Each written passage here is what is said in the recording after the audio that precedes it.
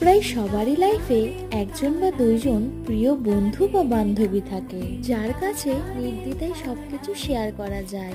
আর আমার অষ্টম আইবুড়ো ভাতের আয়োজন করেছিল আমার সেই প্রিয় সখী মন্দিরা। ম্যাডাম এদিকে আমার খাবার প্লেট সাজাবে বলে ফুলগুলো ছিঁড়ছিল, তো দাদাও হেল্প করেছে ওদের সাথে। ফুল দিয়ে কি সুন্দর করে সবটা সাজিয়ে গুছিয়ে দিয়েছে, আর আসনটাকেও ফুল দিয়ে সাজিয়েছে।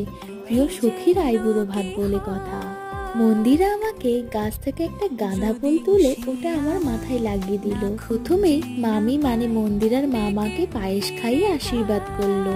মন্দিরা আমাকে একটু পায়েস খাওয়ালো, আর আমি ওকে বললাম তুই আমাকে একটু জলটাও খাওয়া। ওকে তো আমি আশীর্বাদও করতে বলছিলাম। এদিকে ও আমাকে একটা চুমু খেলো, আর আমি ওকে খেলাম। দাদাও আমাকে একটা মিষ্টি খাইয়ে দিল। চলো আমি তবে আমার অষ্টম আইবুড়ো ভাতটা আমার সখীর বাড়িতে খাই।